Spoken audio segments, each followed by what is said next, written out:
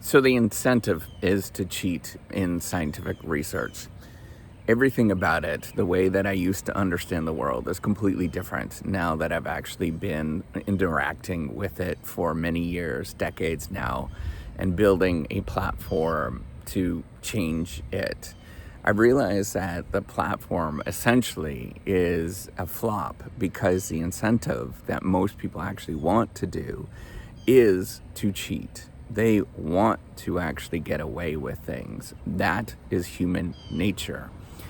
And the sooner that we begin to realize that this is what it was intentionally designed to do, and we start looking at it and we start thinking about the institutions that underlie the scientific effort, the more that you are going to realize that that is the intentional desire, was to create systems where people can get away with things.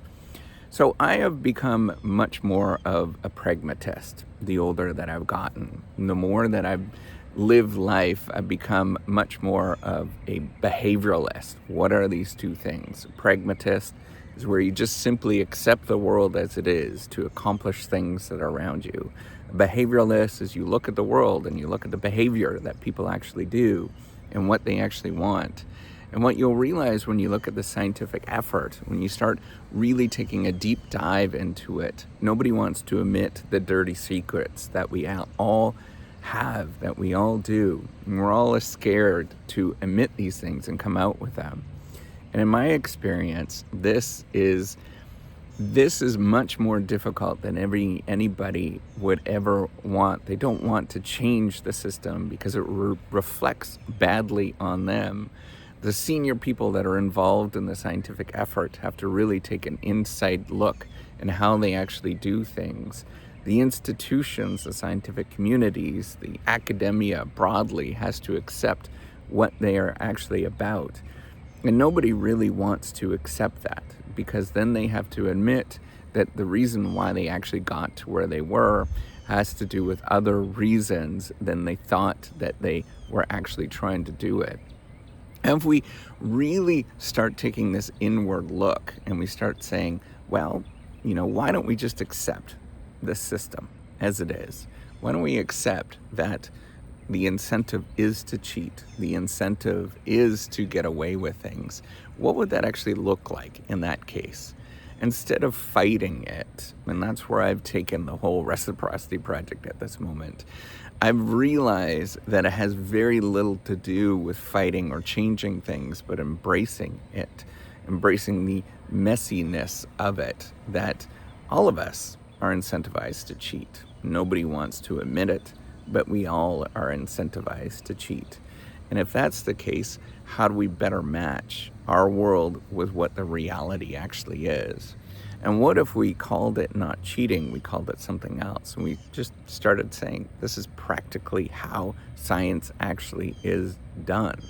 We have to admit that many of the things that we understood about the past in terms of the scientific method and hypothesis testing was just patently not right. And I think if you were to look at some of the writings of Karl Popper and the folks that started to really start thinking about this 50, 60, 70 years ago, they will admit that, it's not how we thought it actually was. And in fact, that's what they talk about often.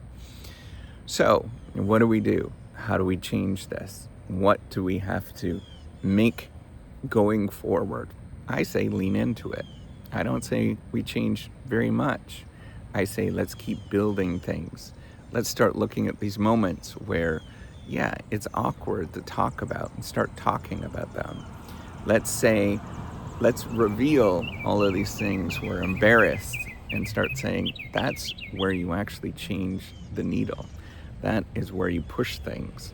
Those moments where you are awkward and you can't talk about things, that's the moments when things actually matter. And you need to change the scientific community. That's how you're actually going to embrace things. Start reaching and start going in those moments where, it's uncomfortable. Nobody wants to talk about this. And if I start building this in, if I build in all of the shame that we feel, if I build in all of the kind of wonky things that happen into my platform, then it starts making a little bit more traction because people feel it, they get it, they're understanding it.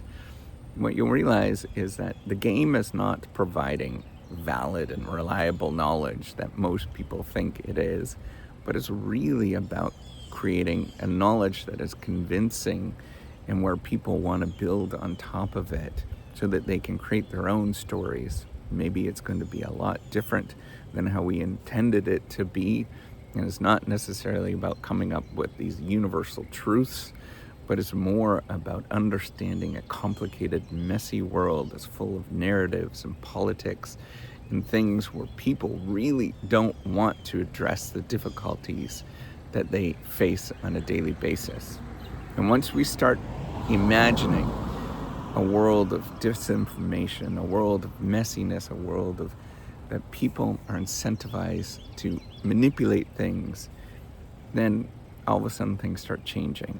Then we start accepting ourselves for who we actually are.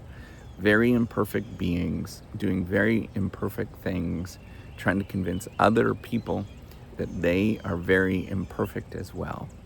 And it's more about unraveling Jungian and admitting to ourselves who we actually are and what we're about, rather than changing the entire system and saying what everybody else is doing is wrong, when we know that they're doing the exact same thing that we are doing. Good luck to you all. Take care and have a wonderful day.